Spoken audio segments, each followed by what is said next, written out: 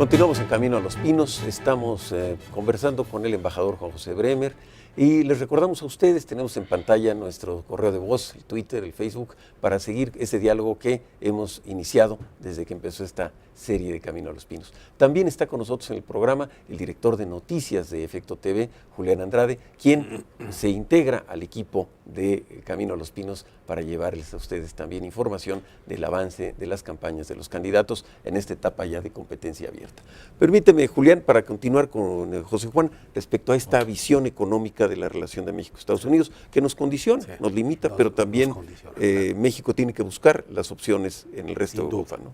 Mira, yo te mencionaba datos duros en comercio, te lo repito, actualmente es el 64% de la relación comercial, aunque el 80% de nuestras exportaciones va para allá.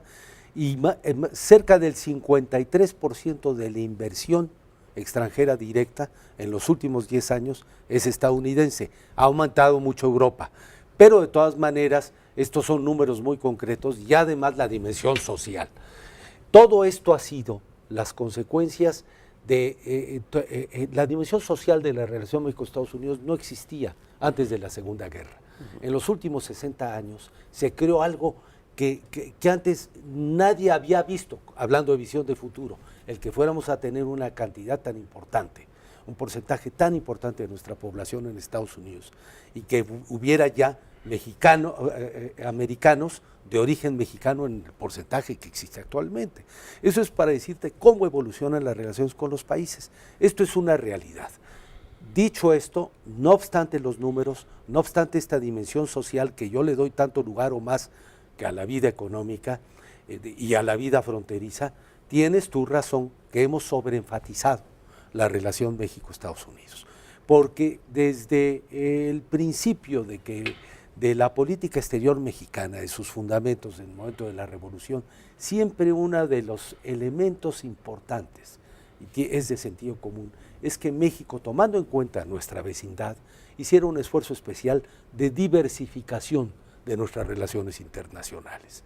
Primero, porque México tiene una oriundez atlántica, es decir, estamos en la fundación de la relación atlántica, porque México tiene lazos enormemente importantes culturales y sociales con América Latina, con el Caribe, porque México ve hacia el futuro de lo que es Cuenca del Pacífico y porque en la relación atlántica nuestra relación con Europa es fundamental. Entonces, tienes razón, Lorenzo, en poner sobre la mesa un tema esencial.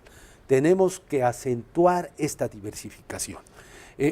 Permítame, José, esto quiere decir que la próxima administración debe de transitar por una sobredependencia diplomática, económica, política y electoral entre Estados Unidos y México, por lo que representa el grupo de mexicanos en las próximas elecciones de Estados Unidos en noviembre de este año.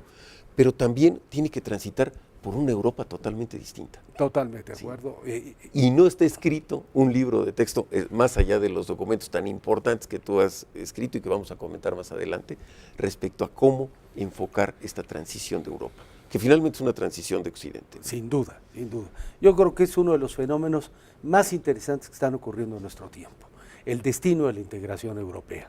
Yo creo que seguirlo con cuidado, y creo que francamente los medios están concentrándose fundamentalmente, los medios y los mercados que están muy ligados, en analizar la crisis económica europea sin tomar en cuenta que parte de los problemas europeos tienen que ver con un desorden mucho más amplio, Lorenzo, un desorden internacional que no está siendo abordado profundamente. Pero ¿no será quizá esta visión que se tiene desde los medios un problema también que tiene que ver con cierto orden internacional que pone el acento justamente en lo económico, en estas agencias que pueden calificar deudas de los países, en los que la soberanía, más allá de lo que pensemos del Estado-Nación, queda diluida, porque en una oficina en Nueva York pueden decidir si un país tiene capacidad o no? ¿No será que eso nos está llevando también a ver así el mundo?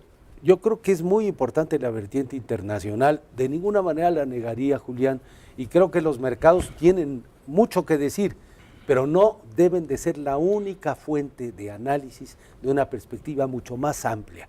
El mundo está en una, lo decías hace un momento, Lorenzo, en una transición de gran envergadura.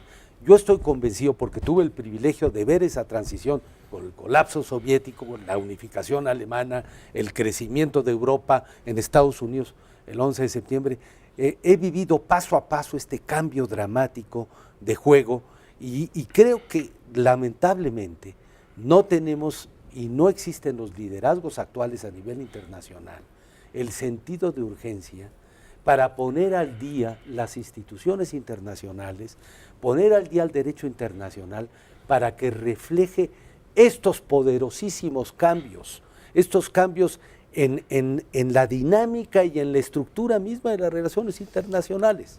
A ver, Juan José, si me permites, el mundo posterior a la Guerra Fría, que yo personalmente le he definido como el periodo de la Paz Fría, ¿no? Sí, sí, no sí. tenemos un modelo económico global.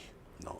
Hay globalización económica, pero ese no es un modelo económico global. No tenemos un sistema internacional y vemos el agotamiento de muchas áreas e instancias como la propia Organización de Naciones Unidas, que tiene que tener una reforma. Así es. No vemos en este momento liderazgos más allá de los liderazgos nacionales que puedan encabezar una transición, como en su momento fueron los grandes líderes de Yalta o fueron los grandes creadores del sistema posterior a Westfalia que tú mencionas.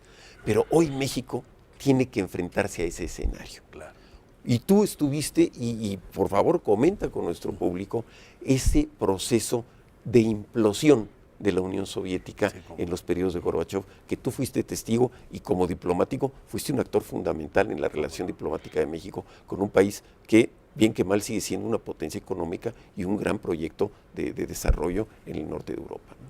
Mira, si pudiera yo sintetizarte en pocas palabras lo que me tocó vivir en Moscú de 1985 a 1989.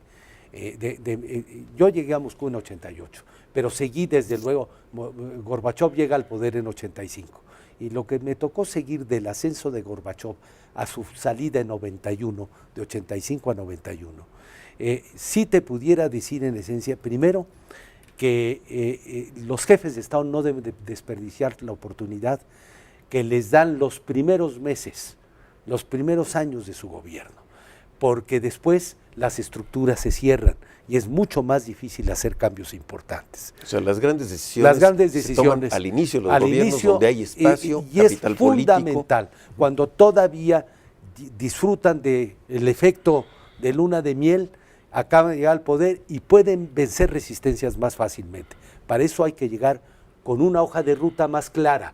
Gorbachov no tuvo una hoja de ruta muy clara.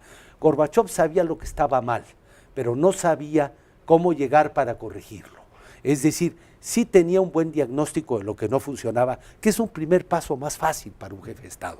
Nosotros en México estamos sobrediagnosticados, se dice, sabemos mucho cuáles son nuestros problemas. El reto es una hoja de ruta, un programa muy concreto y eficaz. Le faltó a Gorbachov. Eso por una parte. Segundo, y esto es más profundo, no hay atajos en la historia. Es decir, y esto es algo que a mí me inquietó mucho, es decir, no existe un atajo para cambiar la cultura social y política de un país que había sido formado, que no había vivido nunca el mundo liberal, el sistema del sector privado mixto de la economía, que no había vivido a profundidad el ciclo de las luces. Habían en la Unión Soviética en ese tiempo lo que se llama el retraso histórico. Y ese retraso histórico de no haber vivido ciertas etapas no se puede obviar en 7, 15, 20 años.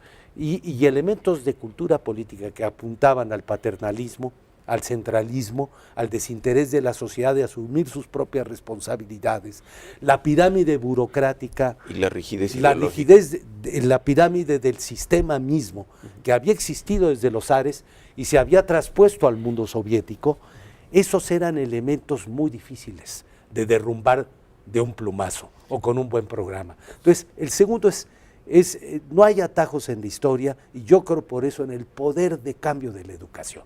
Permíteme un segundo, vamos a un corte y regresamos en este proceso de análisis que nos hace el embajador José Bremer de las transiciones en Europa en las últimas décadas del siglo pasado y actualmente. Regresamos con ustedes.